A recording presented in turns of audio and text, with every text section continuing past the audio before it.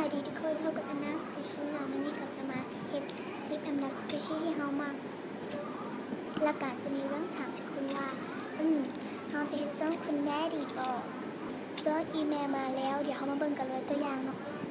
ตัวอย่างส่งอีเมลมาแล้วเดี๋ยวมาเบิ่งกันเลยตัวอย่างส่งอีเมลมาแล้วก็คือใส่แว่นตาเนาะสบายเขาจะบอกเป็นภาษาสวรรค์เขตเด้อสบายดีทุกคนวันนี้แม่ก็จะมารีวิว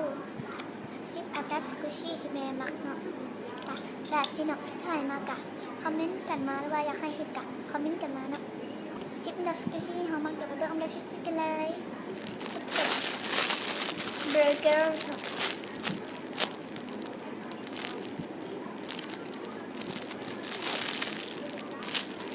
นี่ก็สโลว์จ้ะอันนี้เป็นอันดับที่10เด้อ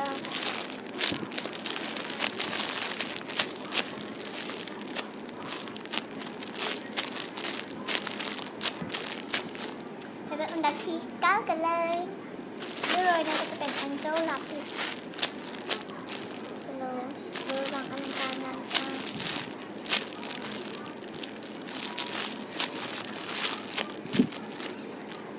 เป็นอันดับที่8กันเลยเนาะ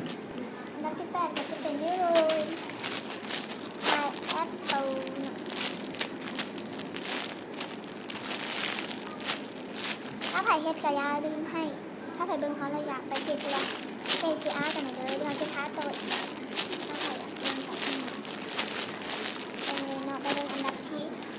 7กันเลยไปกันเลยยังเกาะ Jolly Cat เนาะเบิ่งอันดับที่6กันเลยไปกันเลยอันดับที่6ก็จะเป็นนี่เลยนะทุกคนนี่เลยน้ำมักไก่นะ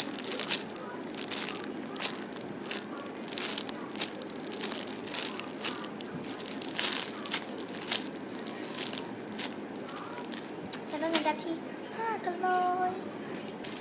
ก็จะเป็นนี่เลยจ้าแตงโมแบ่งตัวเนาะ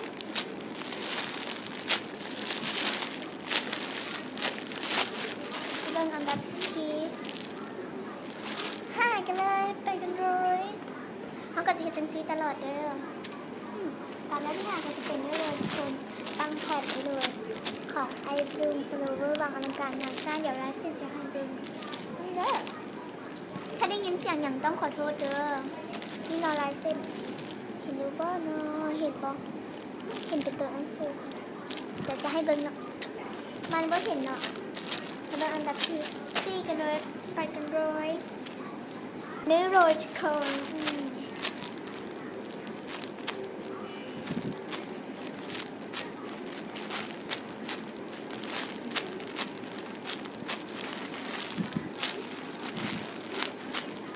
อันดับที่3กันเลยไปกันเลยอันนี้ว่าต้องไปสนใจเดี๋ยวอันนี้มันอย่างเกาะบ้านอันนี้มันสีอันดับที่3จะเป็นโรยโคนสิ่งที่เขาคือ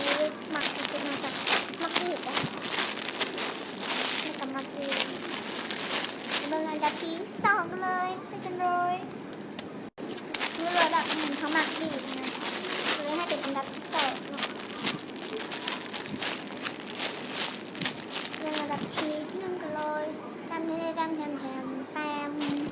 แชมเธอดำแชมนี่เลยค่ะ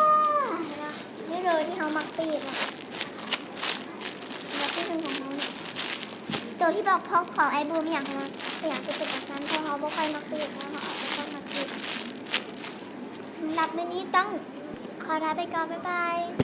สำหรับใครที่มาคลิปนี้ก็อย่าลืมกดไลค์ถ้ามักแทงก็อย่าลืมกด Subscribe หรือว่าลืมกดติดตามกดกระดิ่งเนาะ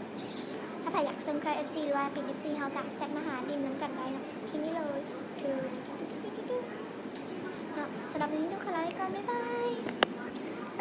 แล้วอีกคำหนึ่งก็พอเลยเนาะถ้าใครอยากให้เห็นส่วนอีเมลมาแล้วก็คอมเมนต์กันมาเลยเนาะ